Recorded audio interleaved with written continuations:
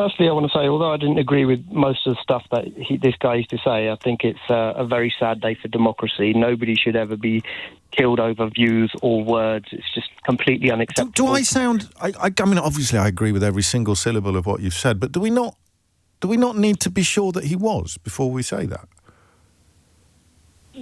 Well, we don't know why he was killed because there's no... Well, exactly. So you can't... Yeah. I mean, I don't know. This might just be me being a bit weird. It happens. I'm sure you know that, Steve. But we don't know that he was killed for his views or his words. It seems extremely likely. But, I suspect it wasn't from an angry ex or something like that. No, I do too. But with Anders Behring Breivik, there was a multi-page manifesto, and it seems to me that you wait until you reach that moment, until you get really stuck into the question of what the motivation was and how representative the killer is of any broader movements or opinions. Well, we have no idea. Well, exactly. Anyway, go back to the other questions if you would. Of course. So with Charlie Kirk, I think he was a very popular figure, amongst the right in America, and he built up a lot of fame over the last few years, and he was completely bought into that MAGA circle, and he's been on the payroll of the Trump administration to the tune of $300,000 a year. That's on the record, is it? It is on the record. You can check it out. I don't trust you. Publicly published his salary. Okay. And he was picked up because he was a very good debater, although we've seen debates where he's been dismantled by Oxford students and what have you. But I think he appeals to... Well, at least he went out there in the online age. If he's going out there and actually engaging with people, then he's got a lot more, if courage is the right word, than some of the other people occupying the same space. Yeah. The thing is, he's pushing certain points of view, which I don't want to go into too much detail. Why not? But... Well, if you want me to, there were certain things he was coming out with which were very good. I agreed with certain things he said. Like what? Other things, family values, promoting bringing up children in a safe and stable environment. That's fairly... I don't think anybody's in favour of unstable environments, are they? Yeah, I think he said... Did he say that Taylor Swift should submit to her husband at some point? Yeah, that's one of the things he said, which I don't agree with. I think he was pushing it from a certain point of view. Certain things are common sense, any decent person would agree with. A lot of the stuff was things that he was pushing, things like the Great Replacement theory on the record. He's one of those, is he? I think we may have that. Let's just have a listen to that, just to be absolutely clear. You know what's dramatic? The invasion of the country. We're going to talk more about that. We're going to talk about how the other side has openly admitted that this is about bringing in voters that they want and they like, and honestly diminishing and decreasing white demographics in America. We're going to say that part out loud because so many people in the corporate media are afraid to talk about it. Wow. Bits of corporate media I'm familiar with never talk about anything else. But that is just not true, is it? The idea that senior Democrats have come out and said we are deliberately trying to replace the white population with non-white people because non-white people are somehow more likely to vote for us. That's just scratching the surface of a lot of the falsities he was promoting. Right. Going back to COVID and beyond. He even was very vocal criticism he expressed about the Civil Rights Act of 1964. Well, he didn't like that. How can you possibly say that wasn't a good thing? To giving civil rights to hundreds and thousands, millions of black Americans. It's just shocking that but unfortunately that was gaining a lot of traction. And if you compare it, for example, to the shooting of these Democratic lawmakers, was it Melissa Hoffman and her husband? They were murdered. Yes. The trial still going on. That's most people have forgotten about it completely because they were older, middle-aged people. They didn't have a following. They were just politicians.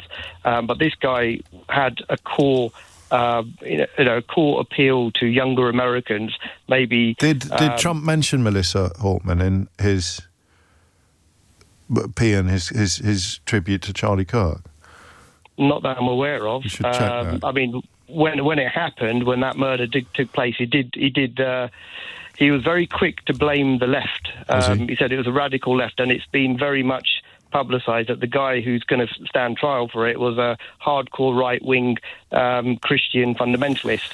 That's openly in the media. Obviously, the guy's going to have his trial and have his sentencing, but what immediately the first thing Trump did was promote that this must have been a far left.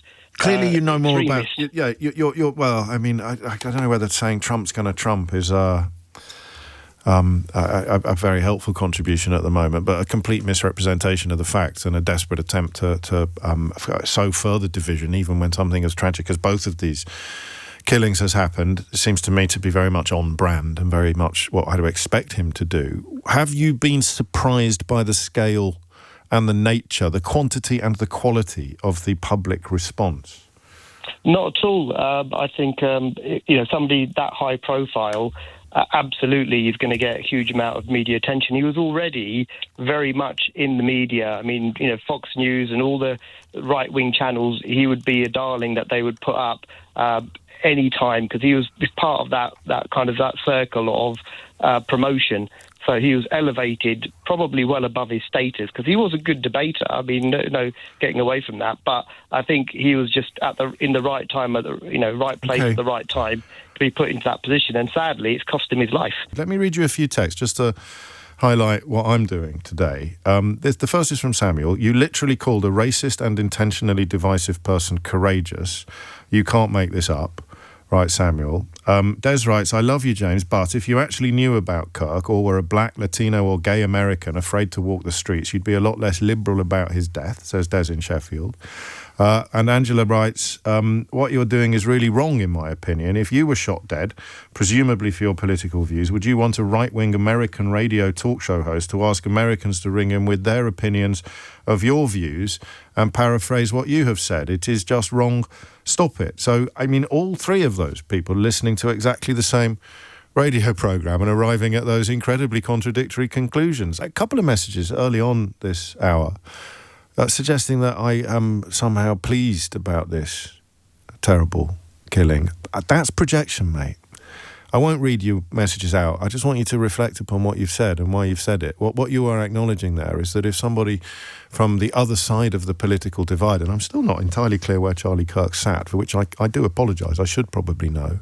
But what you're saying when you suggest that you can hear glee in my voice or anything other than sadness at the killing and confusion at the character, what you're doing is projecting how you would feel if somebody you disagree with politically were to be killed.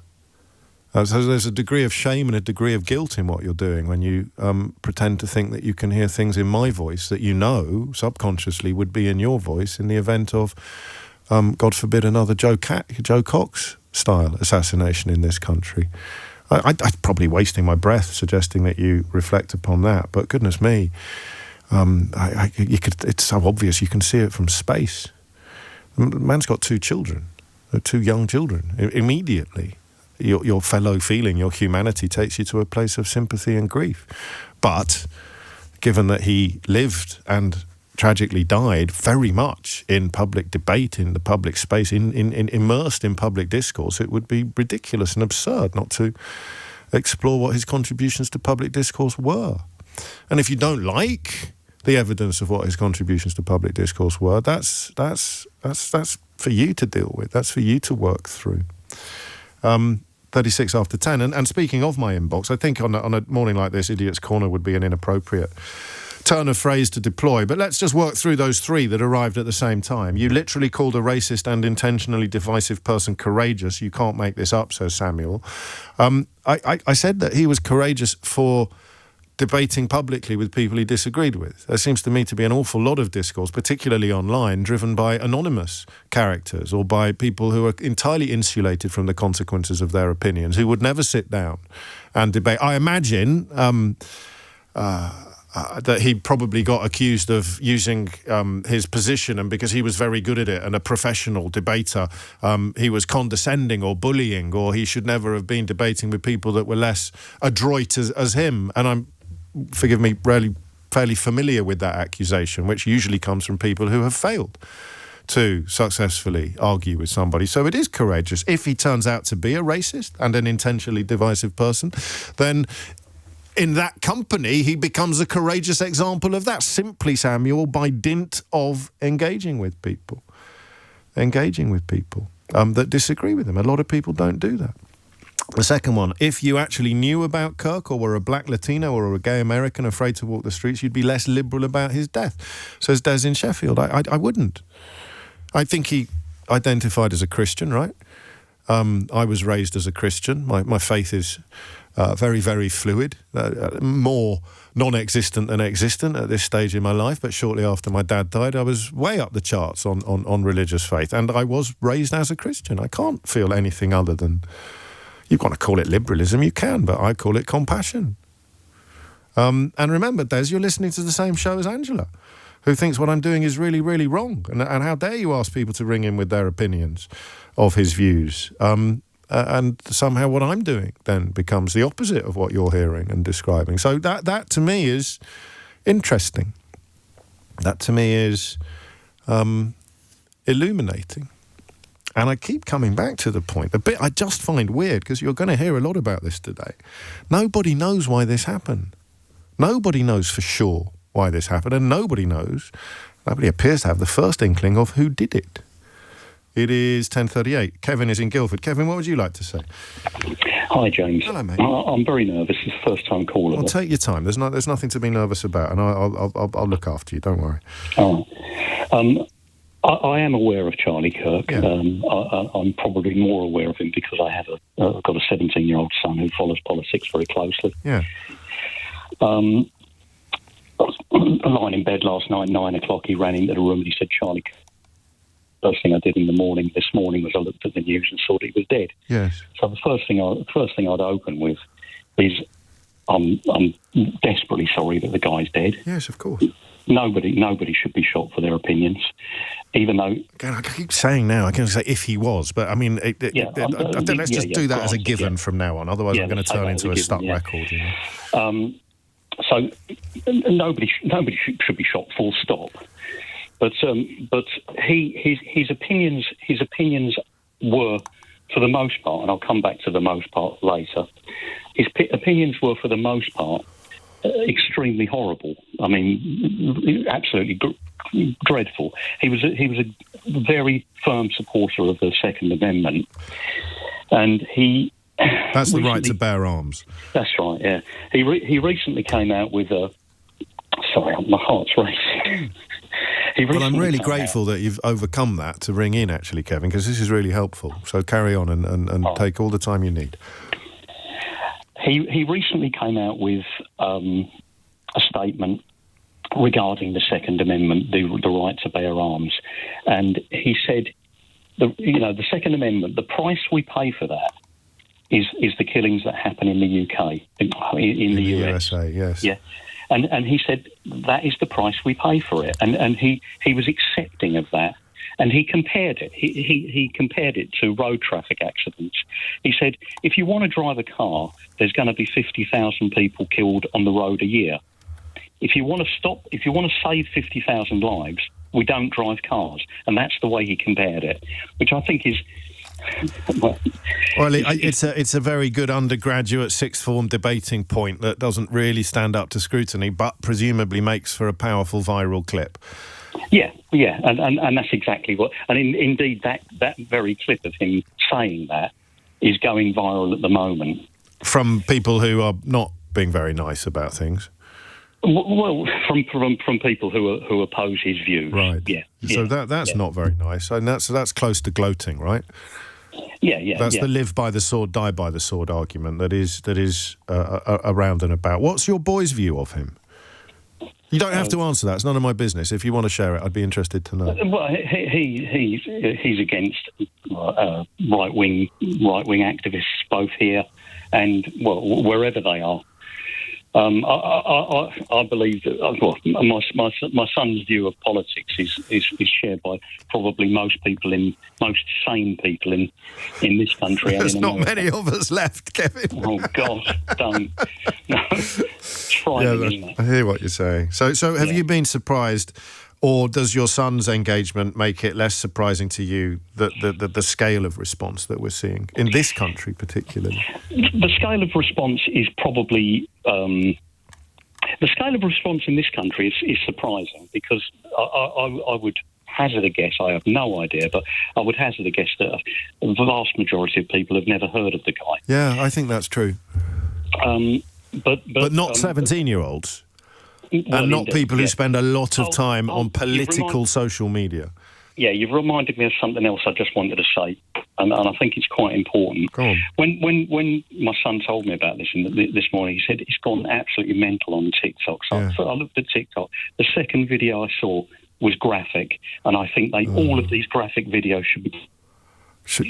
I don't want to see things like that, and you can't unsee it. I'm going to be honest, I didn't think I was ever going to be calling in to talk about Charlie Kirk on this, on this radio station. And I didn't think I was ever going to talk about him in this situation where he's died, because I'll be honest, I'll be very open. I hated and despised everything he stood for, and I despised him as a person. Okay. Everything that he is, I honestly, everything that he said is everything I go against. There must have been... the first caller today, when I knew a lot less about him than I do now, suggested that some of the things he said are common sense. I mean, the problem with family values as a phrase is that you think, well, who's against family values? And then you learn that somebody, not him necessarily, doesn't think that, gay people should be having children even family values can be quite a loaded phrase, can't it, in the hands of some people? Exactly. And that's why, and he was basically somebody that would weaponize those kind of things, like the things that everyone would say was common sense, right. But he would weaponize them to an extreme.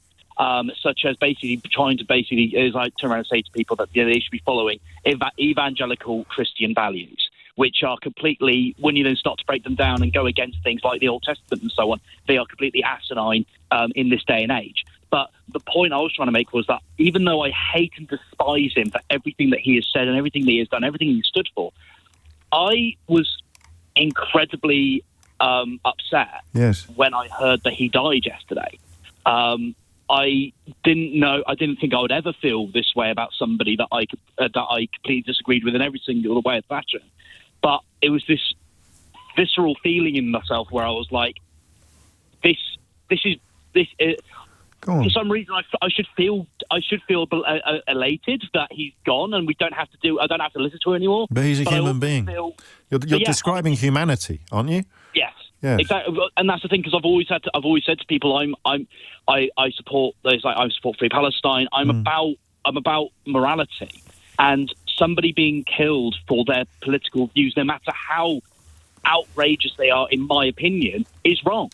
It's wrong under every single sense of fashion. And the best way I can describe this, James, is there's a guy that basically was a nemesis to Charlie Kirk on TikTok, called a guy called Dean Withers. Okay. He's a left-wing version, basically, of Charlie Kirk. And yesterday, when it was announced that Charlie Kirk was pronounced dead, Dean Withers, a man who despised him as much as I did, he broke down in tears in front of 250,000 people on TikTok last night. Just broke down, basically going, I understand who he is and what he stood for, but he's a human being with a wife and kid, man. I think this is the response that some of Donald Trump's supporters, and possibly even Donald Trump himself, are very keen to either ignore or close down. I think the notion that you respond with compassion and empathy to the crime, but you can retain your revulsion at the opinions and the views, is something that they can't tolerate. Yeah. There's a person I'm friends with on Facebook that we haven't spoken in a long time, and before he was even pronounced dead, he was already spouting garbage, saying, "Oh, it's the left-wing extremists. They're coming out to kill all of us. It's like if you disagree with them, they'll come out and kill you and stuff like that." And I was so tempted to comment on it and go and say, "It's not even been pronounced. It's not even like we don't even know who the killer is." But they don't want that, of course. They don't. That explains the speed and the use of the word martyr. And this is why people are, I don't know, perhaps a little bit hyperbolically reaching for words like Reichstag. They don't want to acknowledge that you can find his opinions repellent and find his killing disgusting. and heartbreaking because he is a human being who was in the business of defending his position, as far as I can tell. A position I think is indefensible, but the reason I use the word courageous at the top of the show is that a lot of people with positions that I find indefensible never, ever actually seek to defend them in hostile territory, and he used to do that.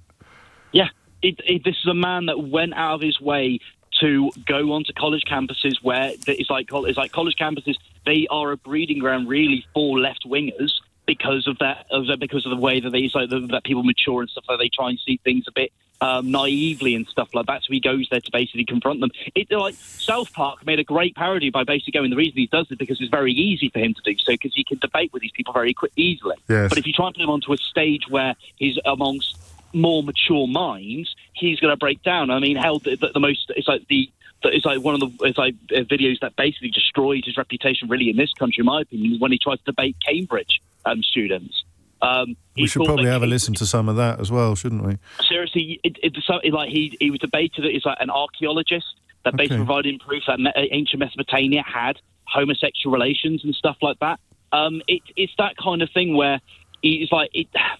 As much as I despised him, as much as I hated him, I would never wish for somebody to be killed. Because I'm like you, and I don't want this to turn into a let's pat each other on the back for how decent and humane we are, but I'm even a little bit uncomfortable with you using words like despise, and I think that's me being a bit silly because you've been completely articulate and clear in your views and in your empathy and your compassion, but, you know, that's why people are very worried about what happens next, because... Yes. I think he had words to say. He had words to say about empathy itself, didn't he? This character, this he said that empathy was a new term that's being created by basically my generation. That is very dangerous and stuff like that. Like, even though empathy, as you could clearly find out, is found centuries ago. But I understand that words like despise and hatred are very powerful. They are very powerful, but. It's this kind of... I use the same language when I speak about people like Benjamin Netanyahu and Putin, but I would rather see them... I don't want to see them killed. I want to see them face their crimes. I want to see them face justice for the things they have done and the things they have said. Why are you worried about where this might lead? What are you worried about now in the context of what we've already seen by way of response, when, I have to labour this point, we have no idea who did it, and for now we only have theories as to why it was done? And this is the problem. Because of certain situations, such as when... remember when Trump... Trump was shot at last year? Immediately you see everyone going online saying he was a left-wing nutter. The guy was somebody that disagreed with Trump. He was from the left-wing side. He supported Kamala Harris and stuff like that. That's the same situation we have now. And the difference is that, like, for example, there was 2 Democrats that got killed. In Minnesota, yes. In Minnesota. Not a single word was mentioned by the people, by the likes of Charlie Kirk or anyone along those lines, because it doesn't fit their narrative. But now, as soon as you try and provide that evidence to them of going, well, where were you when these 2 Democrats were killed? They have nothing to say. And this is why I'm worried. Yes, because your empathy can feel a bit like weakness. Yes.